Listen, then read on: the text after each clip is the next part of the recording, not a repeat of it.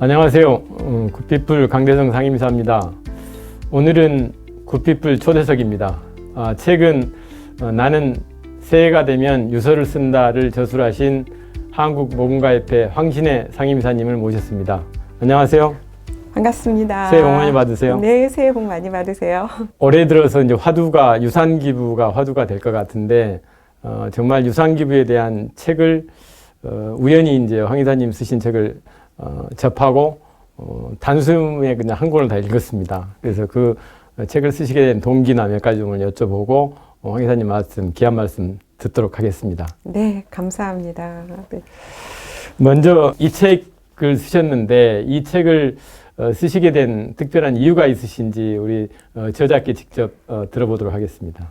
네, 사실 의도하고 작정을 하고 썼다기보다는 꽤 몇 년 동안 이제 오랫동안 생각했던 내용들이 이제 조금씩 이렇게 굳어진 것 같아요. 그래서 강의도 하고 여러 가지 자료도 만들고 하다가 이거 더 이상 저 혼자 머릿속에 갖고 있으면은 아깝기도 하고 또 휘발되기도 하고 그렇겠다라는 생각이 들기도 했고, 또 가장 결정적인 이유는 제가 이제 이게 직업 이야기인 거예요. 제가 이제 인생 직업이라고 그렇게 생각이 되는데, 이 모금을 하면서 굉장히 다양한 기부자들, 그러니까 여러 사람들을 만나서 그분들의 삶의 이야기를 제가 듣다 보니 이게 누구 어떤 특별한 사람, 몇몇 사람의 이야기가 아니라 그냥 아주 평범한 누군가들이 다 겪어봄직한 그런 내용인데, 근데 보통 우리가 사람들이 살면서 남의 인생 얘기를 이렇게 잘 들어볼 기회가 없잖아요. 근데 들으면 너무 귀한 얘기인데 어떻게 이걸 좀 잘 정리를 해서 사람들하고 공유를 할까, 이런 생각을 한 끝에 용기를 내서 책을 쓰게 된 것 같아요. 저도 2016년에 책을 한 권 써봤는데 역시 그 본인들이 갖고 있는 경험을 그냥 구술하는 것보다는 뭔가 책으로 남겨서 여러 사람들께 그런 경험과 지혜를 공유하는 게 대단히 중요한 것 같습니다. 네, 그렇습니다. 그 유산 기부가 무엇인지 간략하게 한번 정의 한번 내려주실래요? 네. 사실 저는 처음에 이 모금이라는, 그러니까 모금가라는 직업을 갖고 있다 보니 유산 기부, 그러면 전 재산을 통틀어서 뭐 어디다가 탁 내놓는 거, 이거를 유산 기부라고 생각을 했어요. 근데 이리 생각해보고 저리 생각해봐도 이건 너무 과하다라는 생각이 드는 거예요. 자녀도 있을 수 있고 또 뭐 결혼을 안 한 사람도 있을 수 있겠지만 친척이나 뭐 가족들, 다른 분명히 주변에 재산을 남겨주면 의미가 있을 사람들이 있는데 그 사람들한테 줄 수 없는 사람만 기부를 하는 게 유산 기부냐, 아니면 가족도 있고 뭐 이렇게 재산을 나눌 수 있는 사람도 있지만 그래도 일부라도 본인이 어떻게 기부를 할 수 있는 이런 형식이 유산 기부는 아닐까, 뭐 이런 거를 놓고 한참 동안 고민을 했었는데, 그 실제로 기부하신 분들과 만나서 상담도 해보고 그분들의 처한 상황에 맞게 다 하나하나 이렇게 적용을 하면서 보니까 유산 기부라는 건 꼭 혼자 되신 분들이 자기 재산을 사회에다가 내놓는 것만 유산 기부는 아니겠다라는 생각이 일단 들었습니다. 그리고 더 아름다운 유산 기부와 조금 아쉬운 유산 기부도 하다 보니까 또 있더라고요. 근데 이제 제가 봤을 때 아름다웠던 유산 기부는 그 한 가정이 자녀들도 부모들의 그런 재산을 정리하시는 과정에 축복하고 박수 보내고, 또 그렇게 유산이 기부가 되어서 어떤 의미 있는 곳에 굉장히 잘 쓰여지고, 그리고 이제 자녀들도 일부 부모님들이 이렇게 만들어 놓으신 재산에 대해서 혜택을 약간 받지만 꼭 자기가 다 안 갖는다고 하더라도 그 부모님이 하신 거에 대해서 굉장히 존경하고 존중하고 온 가족이 다 이렇게 기부에 함께 같이 하는 듯한 느낌을 주는 유산 기부, 그게 제일 아름다웠다라는 생각이 드는 거예요. 그래서 결국 그렇게 좋은 기부, 좋은 사회 환원이 되려고 하면 누가 혼자 내 재산이라고 해서 나 혼자 기부를 결정하는 게 별로 좋은 결정은 아니겠다, 이런 생각까지 좀 미쳤던 것 같고, 그래서 이 책 안에다가 그 유산 기부의 정의를 이제 저는 나름 그렇게 내려봤어요. 유산 기부는 자기가 이제 평생 모은 어떤 자산, 그 자산에는 돈도 있지만 돈이 아닌 다른 의미, 그런 것들이 있을 수 있는데 그런 것들을 누군가 사회의 타인 또는 의미가 있는 곳에다가 잘 남겨두는 일, 그거를 이제 유산 기부라고 제 나름대로 정의를 하게 되었습니다. 황 이사님 책을 읽다가 이럴 수도 있겠구나 하는 그 대목이 있었는데, 황 이사님께서 이제 억척스럽게 돈 버신 분을 만나서 유산 기부에 대한 설명을 드렸고, 그분께서 이제 고민하다가 유산 기부를 하겠다. 네. 그런데 이걸 밝혀드릴까요? 했을 때 그분께서 하시는 말씀이 네. 제가 억척스럽게 돈을 버는 과정에서 네. 상대방에게 네. 마음의 상처를 준 적도 분명히 있었을 건데 네. 이거를 내가 유산 기부를 한다 그래서 이걸 언론에 홍보를 하고 뭐 했을 경우에 그때 당시에 나로 인해서 상처를 네. 받았던 사람이 또 다른 상처를 받을 것 같기도 해서 네. 이걸 뭐 그냥 오른손이 하는 일을 왼손이 모르게끔 그렇게 하시겠다는 그 네. 제목이 있어요. 그래서 네. 상당히 감명을 받았는데 그때 네. 당시에 있었던 네. 이야기 다시 한번 좀 리얼하게 한번 해주실래요? 네. 사실 그분은 싱글 여성이셨어요. 그리고 굉장히 어떻게 보면은 유학도 다녀오시고 그러니까 사회적으로도 학식이나 뭐 여러 가지 그 활동의 범위가 그다지 좁은 분도 아니고 그냥 제가 봤을 땐 굉장한 교양인이고 이제 괜찮은 사회적인 수준에서 사시는 소위 이제 사회 상위권의 어떤 한 분이라고 보였는데 이제 기대하는 게 있잖아요. 그런 분들은 굉장히 여러 가지 뭐 사회적으로나 사람들을 대하는 면에서나 또 자신의 삶을 사는 면에서 후덕하시겠지. 뭐 이런 기대를 갖고 상담을 하기를 시작을 했는데 이제 본인이 일종의 뭐 건물주이셨던 거죠. 그 건물을 관리하고 뭐 임대도 받아서 이제 그 재산을 불리기도 하고. 근데 혼자 사시다 보니까 그렇게 번 돈을 자기 자신을 위해서 쓰는 데는 한계가 있으신 거예요. 사람들은 바지 한 벌, 그러니까 하루에 바지 한 벌이면 족한 거고, 밥은 세 끼면 충분하기 때문에 아무리 돈이 많다고 하더라도 자기가 당장 쓰는 거 외에는 그냥 쌓이는 거 외에는 의미가 없다. 이렇게 되는 거죠. 그런 생각 때문에 이분이 내가 이걸 더 쌓아놔도 내가 가지고 갈 것도 아니니 좀 살아있을 때부터 정해놓고 그걸 잘 흘러나가게 하자 하면서 이제 기부 상담을 한 거예요. 근데 그 과정에서 그분이 이제 저희는 고마운 마음에 그 말씀을 드렸던 것 같아요. 이렇게 굉장히 좋은 취지로 내가 쓸 수 있는 건 한계가 있고 남는 것들은 누군가한테 어떻게 쓰면 좋겠다 하신 그 스토리를 신문에다 좀 내봅시다 하고 이제 제가 얼마나 다른 사람들도 좋은 자극이 되겠습니까 하고 제안을 드렸던 거죠. 근데 그분이 곰곰이 생각을 해보시더니 굉장히 설레고 이제 설득력이 있는 얘기겠지만 본인은 그렇게 못하겠다라고 얘기를 하시는 겁니다.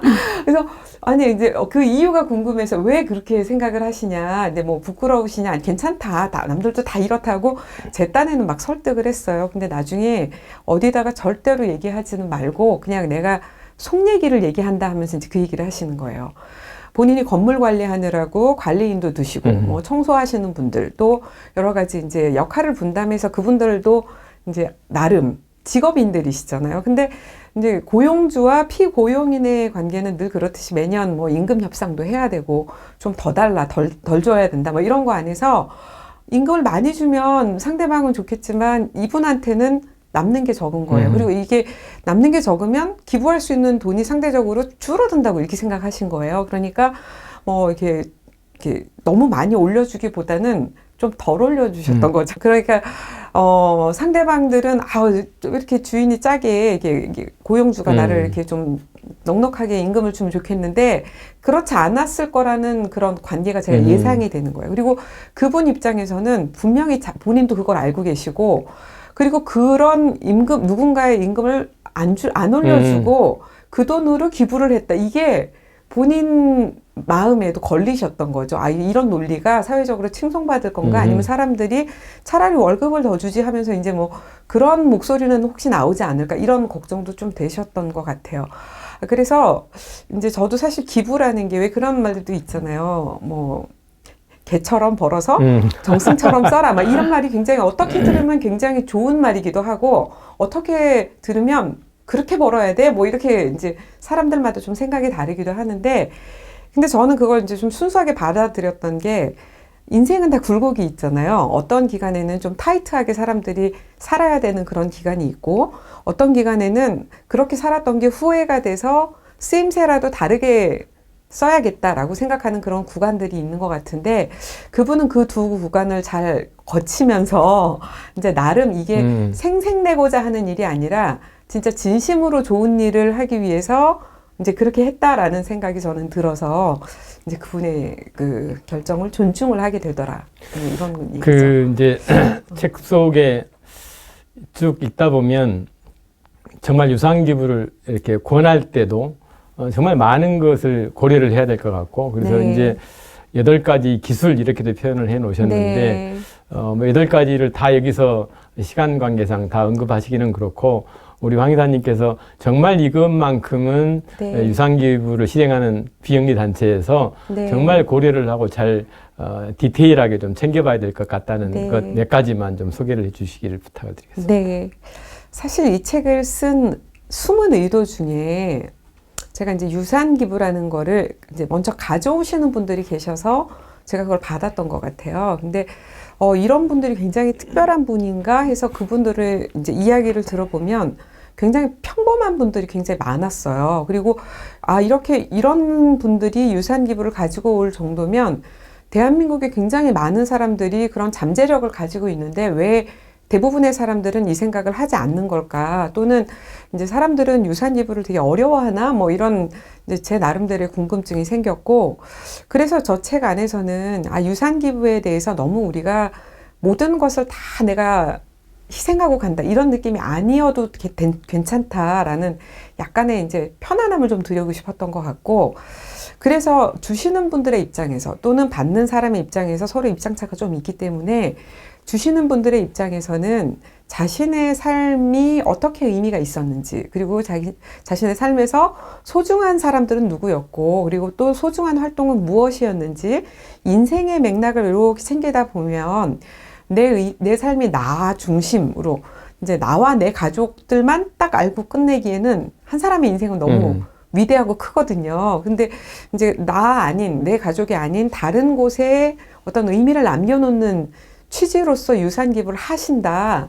그러면 기왕이면 본인이 많은 시간을 헌신을 했고, 많은 시간 중요하다고 생각했던 곳에다가 유산 기부를 하시면 훨씬 더 좋겠다. 이제 그런 맥락에서 내가 이제 내 인생에서 뭐가 소중한지, 또 내가 정말 가치 있게 느꼈던 순간, 소중한 사람은 누구인지 뭐 이런 것들을 잘 진짜 그 이유를 꼽아 보시고 그 이유에 맞게 유산을 기부를 하시면 어떻겠냐. 전체가 아니어도 좋다. 이런 내용들을 한 8가지로 좀 정리를 해봤던 것 같습니다. 이제 이사님께서 그동안에 네. 많은 분을 만나시고 고액 모금도 많이 하셨는데 특히 유산 기부와 관련돼서 많은 사례도 여기다 담으셨는데 네. 정말 좀 이거는 꼭 소개를 해야겠다. 네. 오늘 인터뷰 하시면서 마음속에 깊이 담아놓은 이야기가 있을 것 같은데 그거 네. 한번 끄집어내 보실래요? 네. 사실 유산 기부 얘기 스토리를 이제 뭐 어느 구에 사는 홍길동 씨 뭐 이렇게 해가지고 실명을 공개하면서 하기는 참 어려운 이야기예요. 왜냐하면 이제 유산이라는 게 사실 한 사람이 어느 구간 자산을 모으기 시작해서 본인이 이제 돌아가시기 직전까지 모은 전 재산을 그 중에 일부를 또 어딘가에다가 내놓을 건가 뭐 이런 얘기다 보니 그분들의 가족에 관한 이슈가 걸려 있고, 제가 한번 그것 때문에 큰 콜을 당한 적이 있었거든요. 그러니까 사실 그런 의도가 아니었음에도 불구하고 그분이 유산 기부를 왜 하시게 됐냐라는 저희의 질문에 이런 대답을 짤막하게 하셨어요. 이제 뭐 이게 소위 남들이 하는 얘기죠. 왜 그런 얘기 있잖아요. 뭐 이렇게 강남에서 부자들이 좀 모이면 자녀들한테 재산 다 줘봤자 소용 하나도 없다. 뭐 이런 얘기 많이 하잖아요. 그러니까 그런 대목을 이분이 인용을 하셨던 거예요. 내가 유산 기부를 하게 된 이유는 뭐 자녀들한테 재산을 줘봤자 아무 소용 없더라. 뭐 이런 얘기도 되게 많고 하면서 이제 말문을 트신 건데 바로 그 포인트가 저희의 이제 인터뷰에 딱 첫 화두에 딱 들어간 거예요. 그리고 그 인터뷰 기사를 자녀가 딱 본 거예요. 그러니까 그분의 자녀 입장에서는 우리 아버지가 나한테 이런 마음을 이렇게 그런 소리로 이제 들렸던 거죠. 그래서 이게 유산 기부를 내가 하고 싶다고 해서 함부로 자녀의 이야기 또는 내가 마치 자녀를 사랑하지 않거나 우리 자녀가 돈을 관리할 능력이 없거나 또는 아니면 우리 가족이 나하고 뭔가 문제가 있어가지고 내가 다른 데다가 돈을 준다라고 가족이 오해하거나 다른 사람들이 그렇게 생각할까봐 유산 기부를 못 하시는 분도 꽤 많으신 거예요. 실제로 그것 때문에 고민하시는 분도 너무 많고. 그래서 제가 이게 유산 기부는 꼭 사이가 나빠야지 가족들한테 돈을 안 주고 남한테 준다 이런 개념이 아니어야 되고, 오히려 가족들한테도 이야기할 수 있는 근데 내가 의미가 없어서 너희들한테 덜 주는 게 아니라 당연히 사랑하고 내 가족이니까 당연히 날 물려줄 게 있어야 되겠지만 내가 정말 살면서 내 삶에 굉장히 중요한 가치 또는 굉장히 중요한 어떤 신앙, 뭐 어떤 삶의 또는 어떤 내가 믿는 어떤 삶의 어떤 헌신한 부분들 그런 것들도 중요하니까 여기에도 좀 남겨놓자 하는 것들을 모두가 이제 동의를 하고 알아야 된다라는 거죠. 그래야지 가족들도 서운함도 좀 덜 하고, 아, 우리 아버지가 몰랐는데 저렇게 좀 이렇게 멋있는 분이셨구나. 또는 우리 어머님이 와, 진짜 대단한, 그러니까 정말 존경할 만한 분이었구나 하는 것들을 오히려 자식들이 알아야 된다라는 부분인 거예요. 그래서 그렇게 조용하고 감추고 뭐 이렇게 오해를 만드는 이런 상황의 유산기부가 아니었으면 좋겠다 하는 스토리가 제가 이제 제 기억에 가장 남는 그 깨달음을 주신 기부자의 스토리가 가장 컸고 그때 굉장히 큰 이슈였어요. 그 기부가 한 100억 정도 되는 100억 이상의 사이즈였어요. 근데 그 중에 한 100억 정도를 남겨주시는 기부였는데 그 한마디 인터뷰 때문에 그 100억이 날아갈 뻔 하다가 다시 이제 기부가 됐던 사연이에요. 그래서 저한테는 아, 그게 이제 뭐 돈을 받고 못 받고의 문제도 굉장히 컸지만 유산 기부를 받는 쪽에서 그 자녀들과의 관계 또 그분이 그 이후에 겪으셔야 되는 주변 관계의 어떤 그런 민감한 부분을 고려하지 않고 돈 받을 것만 생각하다가는 큰 코 다칠 수 있다. 뭐 이런 것들을 경험한 사례였던 것 같습니다. 여기가 여의도니까 국회가 또 바로 앞에 있고. 그렇죠. 그래서 정말 유산 기부가 활성화되려 그러면 법적 정비가 많이 돼야 될 것 같은데 수원의 교차로죠, 교차로. 네.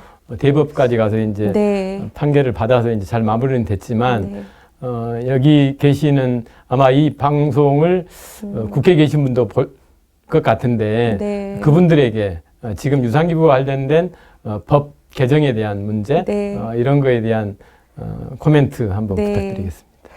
사실 법이라는 것은 알게 모르게 사람들의 행동을 굉장히 아주 강하게 규제하는, 규율하는 그런 힘이 있거든요. 근데 우리나라의 어떤 세법이나 또는 기존에 있던 이런 가족관계법은 아주 법정상속주의로 이렇게 묶여 있어요. 그러니까 쉽게 말하면 그냥 유언 따위는 아예 쓸 필요가 없는 문화인 거죠. 그냥 법에 자녀한테 111 이렇게 주고 이제 배우자에게는 1.5 이렇게 떼줄 수 있게끔 법으로 다 정해놨기 때문에 굳이 유산을 안 써놔도 알아서 법이 돈을 갈라주는 구조이고 그러다 보니까 뭐 그게 다 되어 있다고 다 생각을 해서 우리나라 사람들은 굳이 유언장을 써서 내가 누구한테 돈을 어떻게 주겠다라는 의사를 표현 안 하는 게 더 익숙한 문화라는 거예요. 그래서 사실 이 어떤 친족법, 민법 안에 들어있는 친족법에서 그런 법정 상속주의가 전제로 되어 있기 때문에 그게 사람들한테 이제 유언장을 쓰는 시도조차 안 하게 하는 그런 문화가 하나가 있고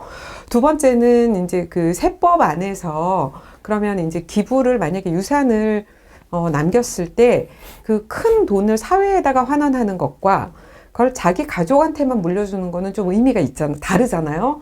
그러면 큰 돈을 사회에다가 환원하면 약간 거기에 대한 베니핏, 그것을 이제 세금으로 약간 어떤 감면이 있다든가 아주 크진 않더라도 상징적인 수준의 세금에 대한 어떤 이점 이런 것들을 주면 그 돈이 결국은 뭐 정부 세금으로는 안 가겠지만 민간을 통해서 필요한 곳에 사회에 잘 쓰여지는 이런 사회 환원의 기능을 하게 될 텐데 지금 우리나라 세법을 관리하는 부처의 인식이나 또는 그런 어떤 그 민법, 그러니까 법무부겠죠. 아마 이게 민법을 관리하는 그 부처의 인식이 이제 기존에 있던 게 너무 강하다 보니 이걸 안 고치는 것 같아요.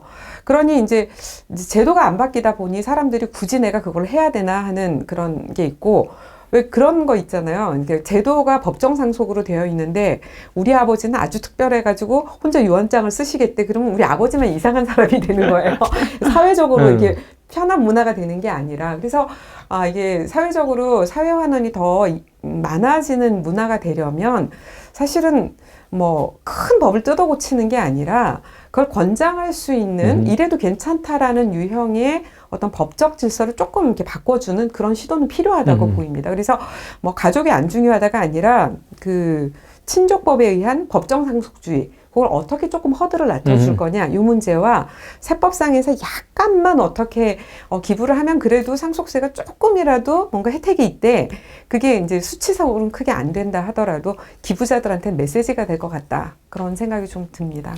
그 최근에 이제 다들 아시겠지만 모 기업인이 재산의 절반을 네. 사회를 위해서 환원하겠다. 그래서 뭐 언론상 보니까 약 5조가 되면서 그분이 네. 이제 가장 좋아했던 시, 네. 그게 이제 에머슨이 이야기했던 성공이란 뭐냐. 거기 보면 저는 그 시 구절을 자주 봤었는데 네. 나로 인해서 세상을 조금이라도 나은 네. 세상을 만들고 떠나는 것, 이게 이제 네. 성공이라고 네. 표현을 해놨던데 기부도 하나의 어떤 그런 기부를 통해서 세상을 바꿀 수 있는 네. 여러 가지 일들이 네. 있는데 저희 굿피플도 이제 탄생한 지 21년째 접어들고 있는데 유산 기부를 그동안에 시도해 보지도 않았고 사회적인 변화 활동을 좀 하려다 보니까 이제 다양한 모금 채널을 좀 가동을 해야 될 것 같고 그래서 지금 최근에 작년 1년 동안 유산 기부에 대한 나름대로 공부도 좀 하고 많은 이제 준비를 해왔는데 이런 준비를 하고 있는 굿피플에 대해서 네. 우리 황 이사님 아주 그 명 코칭 한번 해주시죠. 아, 네. 부족하지만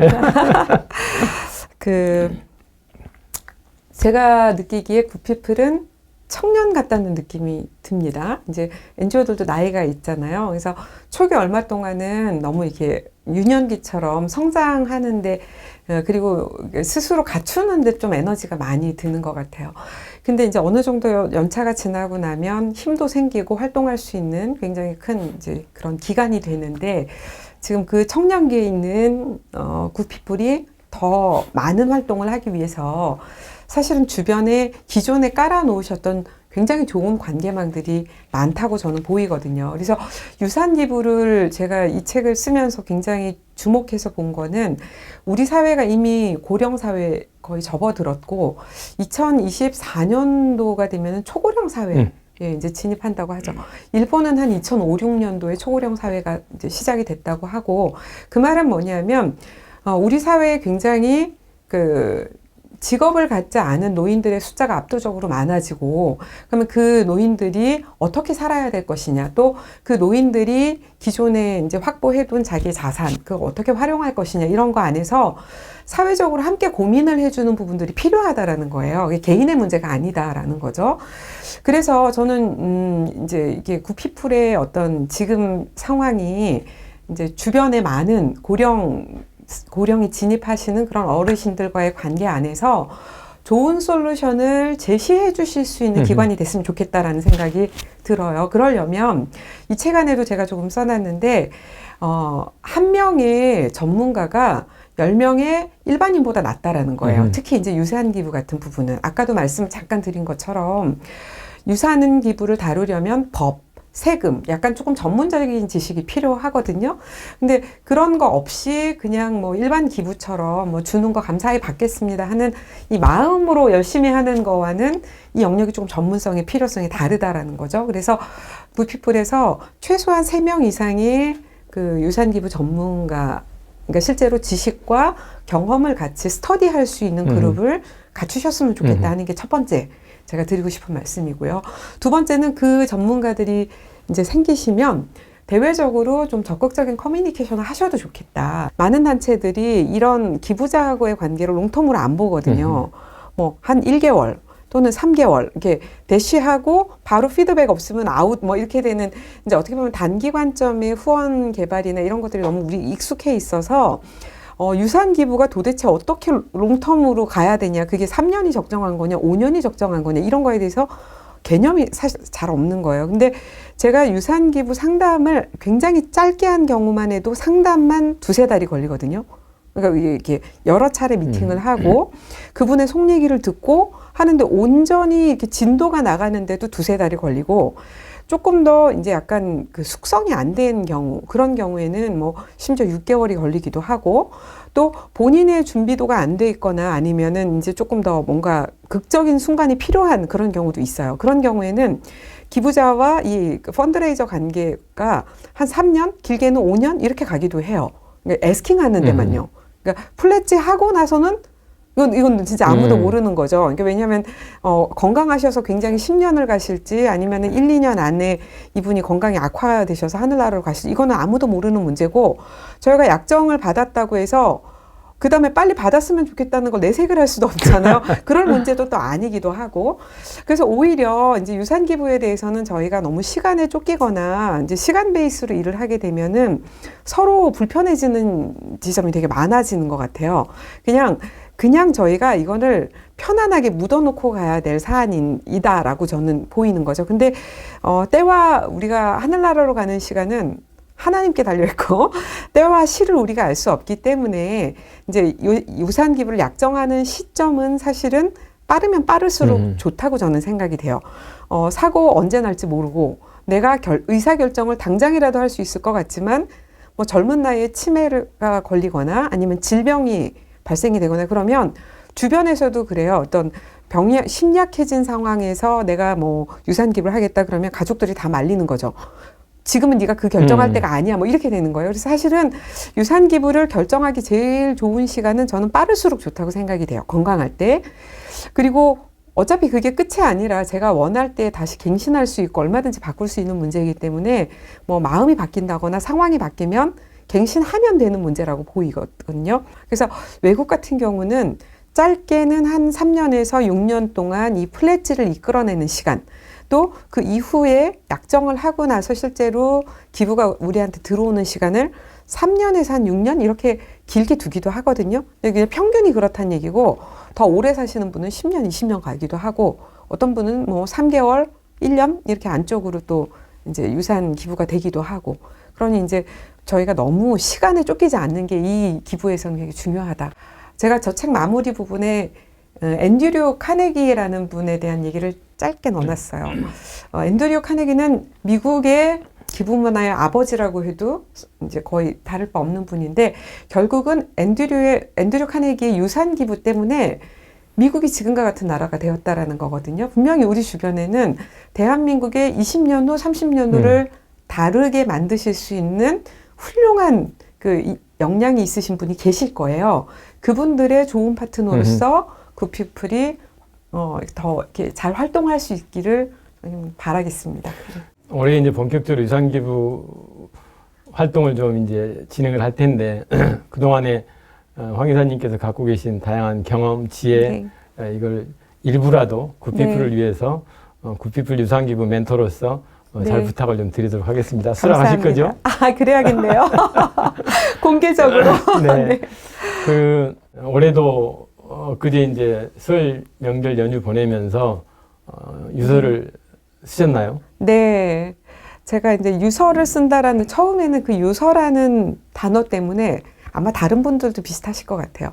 잘 안 써지게 되더라고요. 이게 내가 이제 마지막으로 쓰는 글이 뭐가 돼야 되지 하는 것에 너무 잘 쓰려고 하다 보니까 안 되는 거예요. 근데 요즘에는 약간 일기장처럼 제가 이제 쓰게 되더라고요. 그래서 올해는 제가 버릴 것을 이제 무엇을 버려야 되나 또 제가 이렇게 좀 시간 구간을 나눠서 생각을 하게 됐어요. 이제 40대 제가 끄트머리에 와 있는데 이제 50대가 시작이 되거든요. 그래서 50대 중반까지는 제가 뭘 할 거고 그 이후에 제가 완전히 마무리를 하고 어떻게 해야 되냐 일종의 은퇴죠. 그래서 은퇴에 대한 계획도 적어뒀어요. 그래서 근데 벌써 은퇴를 이야기하시면 네. 김영석 교수님 말씀 들어보면 뭐 65세부터 황금기라고 그러는데 벌써 은퇴 생각하시면 안 되는데. 근데 은퇴를 적는다고 해서 아예 일을 안 하겠다 이게 아니고 현재 하고 있는 일을 영원히 제 일처럼 마치 제 자신과 동일시하고 그래서 그 일에 너무 열중한 나머지 소중한 것과 가족 뭐 이런 것들을 다 놓치게 될까봐 그러지 않으려고 이제 구간을 두는 연습을 하는 거죠. 그래서 한 5년 동안은 어떻게 열심히 하고 그동안 가족들하고는 무엇을 할 준비를 하고 뭐 이런 내용들을 나름 적어보고 있어요. 그리고 이제 그렇게 정리가 되다 보니까 제가 돈을 요거밖에 못 모았구나. 뭐 이런 것도 보게 되고 그리고 또 자녀들한테 내가 뭐라고 해주지? 뭐 이제 어떤 가치관에 대해서 어떻게 살아라. 또는 이제 정말 중요한 건 그게 아니다. 신앙이다. 뭐 이런 얘기도 좀 적어보게 되더라고요. 그래서 이 유서라고 또는 뭐 엔딩 노트 뭐라고 해도 좋은데 제가 마지막이다라고 생각하고 나한테 제일 소중한 이야기들 그런 것들을 이제 좀 적어보면서 제 삶이 가벼워지는 거를 이번에도 좀 경험을 했습니다.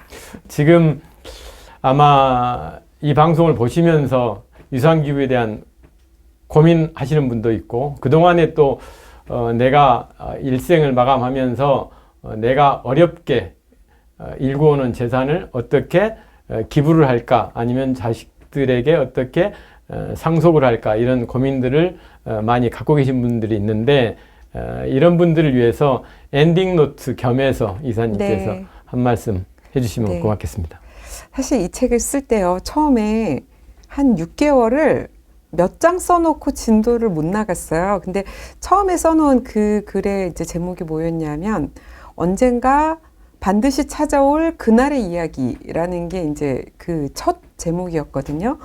그날이 언제냐면 제 장례식인 거예요. 그러니까 누구나 다 자기 장례식에 올 건데, 그날 사람들은 내 장례식에 와서 무슨 얘기를 할까? 그리고 나는 어떤 마지막 시간을 보내고 갔을까? 딱 그 장면만 생각을 해보면, 제가 평생 정말 열심히 싸우고 뭐 돈을 벌기 위해서 노력을 하고 나름 업적을 이루기 위해서 성취를 하고 막 그랬는데, 가족들은 제 삶을 하나도 몰라요. 그럼 저는 누구를 위해서 산 거지? 라는 생각들을 하게 될 것 같거든요. 그래서 과연 제가 열심히 살았는데 남 좋은 일만 다 시키고, 내 자녀들 또는 저의 배우자에게 정말 당신 때문에 행복했다 이런 얘기를 못 듣는다면 저는 삶을 살 수도 있는 거잖아요. 그래서 그렇게 되지 않으려면 내가 중간 정리 한번 해볼 필요는 있겠다라는 생각이 저는 좀 들었고, 그래서 유서를 쓴다라는 게 꼭 마지막에 뭘 남겨야겠다 이런 것보다는 내가 내 인생이 어땠는지 스스로 점수를 한번 매겨보는 차원에서 스스로 후회할 것이 없는지, 그다음에 스스로 잘한 게 있다면 칭찬도 해주고, 근데 앞으로 좀 다르게 남은 시간 동안 다르게 하고 싶은 것들이 있다면 그것도 좀 적어보고, 그리고 고작해야 한 번의 인생을 살면서 평생 나만 위해서 산 건 너무 이기적이고 재미가 없잖아요. 그러니까 나 말고 주변에 다른 사람들한테도 내가 누구한테 참 의미 있었어 라는 그 한 토막을 남겨주는 게 저는 유산기부라고 생각을 했거든요. 그래서 꼭 이 책에서 유서를 쓰고 뭐 유산기부 얘기를 한다고 해서 유산기부가 뭐 내 인생의 목적이어야 될 필요는 아닌 것 같아요. 그냥 오히려 내 가족이 더 중요하고 내 삶이 더 중요하고, 그걸 더 윤택하기 위해서 마지막에 약간 그 방점을 찍는 느낌으로 유산기부를 하나 더 얻는다면 그게 진짜 아름답지 않을까 하는 생각이 좀 들어서 한 번쯤 여러분들이 유서를 써보시고 또 고민도 해보시면 좋겠다, 그런 말씀을 드리고 싶습니다. 장시간 좋은 말씀 많이 들었고요. 오늘 이제 여러분들이 유튜브 영상을 통해서 이제 못 들었던 이런 이야기는 이 책 안에 들어 있습니다. 이 책 안에. 그래서 여러분들이 꼭 이 책 구독하셔서 네. 유산기부 또 본인의 일생을 마감하는데 어떤 사회 민들레 홀씨가 될 건지에 대한 고민도 할 수 있는 좋은 책이기 때문에 연초에 여러분들이 꼭 일독을 하셨으면 좋겠습니다. 감사합니다. 제가 광고를 하나 하자면 이 책이 너무 쉬워가지고 그냥 잡으면 훅 넘어가요. 이게 책장이 막 넘어가요. 너무 쉬워서. 그래서 책값이 좀 아깝다는 그런 의견이 있긴 한데 부담 없이 읽으셔도 될 거기 때문에 한 번쯤 꼭 읽어보시길 권해드립니다. 오늘 유튜브 즐거우셨죠? 의미도 있을 것 같고 그냥 넘어가면 안 되죠. 오늘 영상을 보시고 나서 느꼈던 소회나 이런 거를 댓글로 달아주신 분들 3분을 추첨을 해서 우리 황신혜 작가님이 직접 이렇게 사인까지 해주신 이 책을 선물로 드리도록 하겠습니다. 많은 댓글, 구독, 좋아요 부탁드리겠습니다. 긴 시간 함께 해주신 황 이사님께 감사를 드리고, 오늘 굿피플 초대석 오늘은 황신혜 상임이사님과 함께했습니다. 고맙습니다. 감사합니다.